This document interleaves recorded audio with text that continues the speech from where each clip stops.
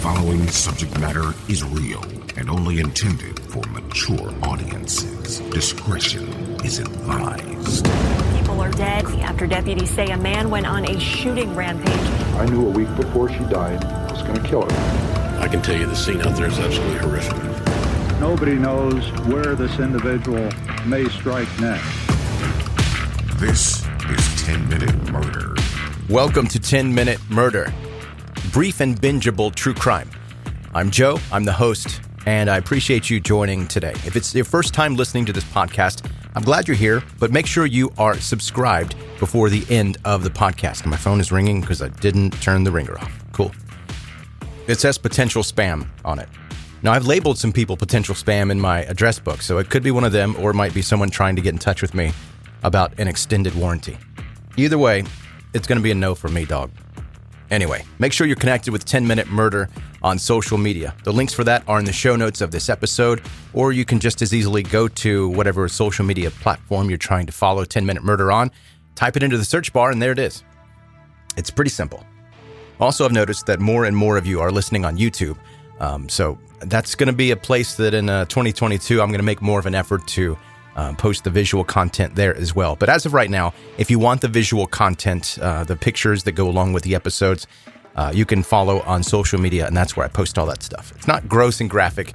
It's just photos of people and places, so we're usually good there. The story today is about Henry Lee Lucas, the confession killer.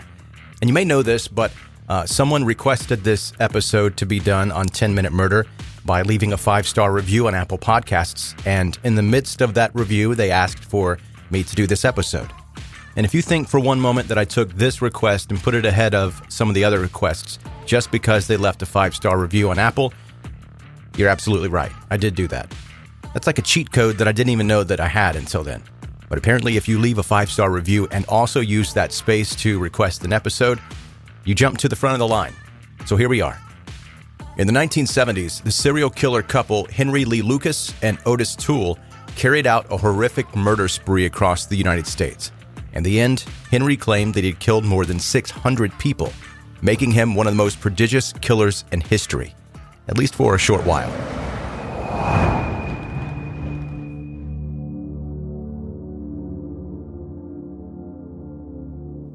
The life of Henry Lee Lucas was rough right from the very start. On August 23, 1936, he was born onto the raw dirt floor of his family's cabin in Blacksburg, Virginia. And often it's seen as a blessing when a child is born into a normal home. Henry was really nothing more than an annoyance for his parents, especially for his mother, Viola. Even though she was already in her 50s, Viola was still a hardworking prostitute, and being pregnant and giving birth meant losing money. Henry's father, Anderson, was a pretty crappy parent. And not just to Henry, because he had other children spread around town. He had been making a reasonable living working on the railroads, but his career was cut short due to his heavy drinking. Also cut short was Anderson himself. One night, completely drunk, he passed out on the tracks, and as you can guess, a train rolled over him. Anderson was lucky enough to survive, but lost both of his legs, earning the not-so-clever nickname, No Legs. Old No Legs Anderson. The accident made Henry's father quit drinking, which is great, but of course, it also made his mother the only breadwinner in the Lucas household. And Viola's head, she was now the master of the whole family. And because of that, she felt she had the right to dominate and belittle everybody else. Little Henry was taught that nothing came from his mother without some pain included. If he cried, Viola would pinch him. If he was feeding, Viola would pinch him. And when Henry was old enough to survive without breast milk, Viola put him down and never picked him back up again. In her household, affection was something that you needed to earn, not something that was automatically given.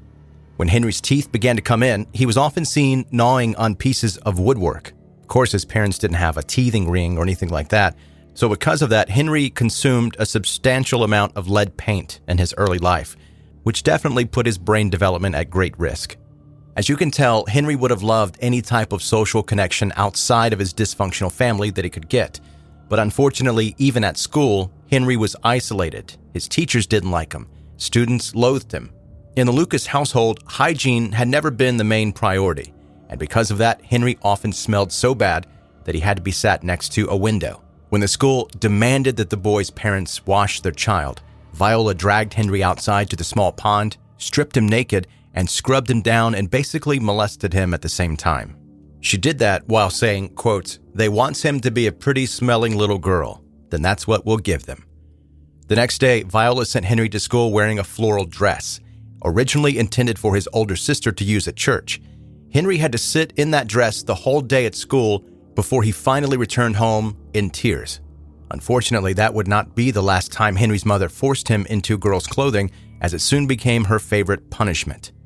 Another way for Viola to demonstrate her authority was to put both her husband and Henry in the corner of their tiny home and force them to watch as her clients had their way with her. And you can only imagine what went through Henry's head as he stared at man after man on his mother. On top of that, Viola constantly beat up No Legs Anderson and Henry to keep them in their place. However, one day, the abuse got so bad, Henry almost lost his life. For whatever dumb, inexcusable reason, most likely because Henry didn't come fast enough when she called, Viola grabbed a 2x4 and hit Henry in the back of his head. He fell to the ground, and there he was left by Viola, thinking that once he came to, he would crawl back inside. But the next day, Henry was still laying in that same spot, unresponsive. She dragged him to the corner of the cabin where he lay for another day, completely forgotten. If it hadn't been for Viola's pimp, a guy named Uncle Bernie, Henry would have died in that corner. Unlike any other person in the Lucas household, Uncle Bernie had some basic humanity left. So as he was paying a visit to collect his cut of the takings, he picked up Henry and drove him to the hospital. Somehow Henry survived, but as he regained consciousness a week later, he was even more miserable. He began to suffer from these horrible seizures. While Viola eased up on her son after the incident, mostly due to the urging of Uncle Bernie, irreversible damage had already been done. But just when you thought it couldn't get any worse, Henry also lost his left eye after one of his brothers accidentally struck him with a knife. Then in 1949, Henry's father died after he drug himself outside during a snowstorm and basically froze to death. No Legs Anderson had clearly had enough of living under Viola's tyranny. Soon after, Henry dropped out of school. He had far more exciting things to do. As Henry hit puberty, he went from not having any interest in sex to thinking about it all the time. However, he was not popular amongst the ladies in town, so Henry found other ways to satisfy his urges. Henry began hunting animals and using them as his toys, whether alive or dead. But of course, bestiality was not Henry's only questionable pastime. In 1954, at the age of 18, Henry was arrested in Richmond, Virginia, and was convicted for committing over 12 counts of burglary. He was sentenced to 4 years in prison and was released on September 2, 1959, after 2 failed escape attempts. Afterward, Henry went to live with his sister in Michigan, making his mother furious. According to Viola, her ungrateful son should have come straight back home to take care of his aging mother. She even traveled all the way to Michigan to insist that Henry move back to Blacksburg. However, what Viola did not consider was that after years of abuse and ridicule, Henry would do absolutely anything not to live with his mother ever again. And so the two argued. Things escalated, and Henry ended up hitting his mother over the head with a broom and stabbing her in the neck, causing Viola to have a fatal heart attack. Henry fled the scene but was later arrested in Ohio.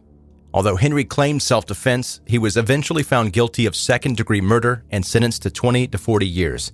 He was sent to Jackson State Penitentiary in southern Michigan, but after 2 attempted suicides, Henry was transferred to a mental facility. There, he could have spent his days until the age of 60, but due to overcrowding, Henry was released in June 1970 after serving only 10 years of his sentence. He got a second chance in life, which, however, did not mean Henry used it more wisely than he had done before. Not long after his release, Henry was back in prison. This time it was for trying to kidnap 3 teenage girls at gunpoint. He was released the second time 5 years later, in 1975. At this point, Henry started drifting around the American South, supporting himself through various odd jobs and committing petty crime here and there. Then in 1976, he met another drifter, a man named Ottis Toole. The two hit it off right away, but not in the usual way. Both men had been raised by abusive mothers and had suffered sexual trauma at a very young age. Because of that, they shared similar interests, a mutual desire to rape and kill. Drawn together by shared childhood experience, Henry Lee Lucas and Ottis Toole began to travel across 26 states and, according to them, kill wherever they went. Often, the two men would take their victims and put them through rape and torture before finally murdering them. Sometimes they would mutilate the bodies, not feeling any remorse for what they had done. Henry even once joked that he crossed 2 state lines with someone's severed head in the back seat. However, the murderous team began to fall apart when Henry became interested in Ottis's teenage niece, Becky Powell. Soon, the two became romantically involved, and they ran away together. Ottis, who was left behind, became so mad by the betrayal that he spent a little over a year killing a total of 9 people in 6 different states. Henry and Becky's relationship didn't last very long. They briefly stayed on a ranch in Ringgold, Texas, but they began to argue. Henry's response was to kill Becky, dismember her body, and scatter her remains around an isolated field. 3 weeks later, on September 16, 1982, he convinced Kate Rich, the ranch owner, to join him in a search for Becky before killing her too and stuffing her body into a drainage pipe. Finally, in June 1983, Henry was arrested for possession of a deadly weapon and was soon connected to the death of the 2 women. After 4 days in jail, he pleaded guilty to the 2 murders. However, that was not the end of it. Not even close. For the next year and a half, Henry kept pouring out confessions to hundreds of murders. In the end, he claimed to have killed over 600 people all over the country. For a moment, Henry Lee Lucas was America's worst serial killer. As Ottis Toole, who is now behind bars for burning a 64-year-old man alive, and he confirmed being present for at least 108 of the murders Henry had confessed to, authorities believed for a long time they had hit the jackpot. So many cold cases finally closed, and victims' families got their closure. That was until Henry's confessions began to prove false, one by one. In many cases, his timeline just didn't add up, and DNA testing contradicted some of his stories. Henry's credibility took its final hits when he began to confess to killing Jimmy Hoffa, supplying the poison used in the mass suicide of the People's Temple in Jonestown, and murdering people in Japan and Spain. On top of that, it was revealed that some task force members had provided Henry with evidence of the cases and basically led him to confess. In return for those confessions, Henry received special treatment in prison, which motivated him to keep on going with the sham. Soon enough, police had to admit that they had made a mistake, and most of Henry's stories were nothing but fantasy. Henry later boasted about what he had done, saying, quote, "I made the police look stupid. I was out to wreck Texas law enforcement." Nevertheless, Henry Lee Lucas was still convicted of 11 homicides and sentenced to death for the 1979 murder of an unidentified woman in Texas known only as Orange Socks. Yet it was again proved Henry could not have been present at the time of the death of Orange Socks, as he was working at that time in a different state. In the end, Henry's sentence was later commuted to life imprisonment by Texas Governor George W. Bush. He died in a Huntsville, Texas prison from natural causes on March 12, 2001, at the age of 64. To this day, we don't know for sure how many people Henry Lee Lucas murdered alone and together with Ottis Toole. And the fact that he did not show any remorse and was ready to put numerous broken families through his twisted game for attention made Henry Lee Lucas more frightening than the actual number of his victims.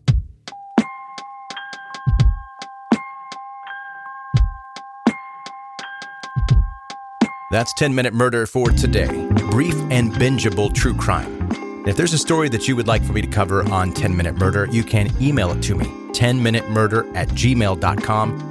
Send me a direct message on Facebook, Instagram, or Twitter. Or like the person that requested this episode, you can rate and review on Apple Podcasts and work it in there somehow. And here's what that one said. "I love this podcast so much. It's all I listen to in the car on the way to school or work. I don't know exactly how requests work, but I would love if Joe did an episode on Henry Lee Lucas. I don't think he's done one yet, but my grandfather actually gave him a ride after he escaped from jail. He didn't know who he was at the time, though. Thank you, Joe." So there you go. If you're new to this podcast, make sure you subscribe before you go, and that way you won't miss any future episodes of 10-Minute Murder. Thanks for listening. Be safe, and have a good night.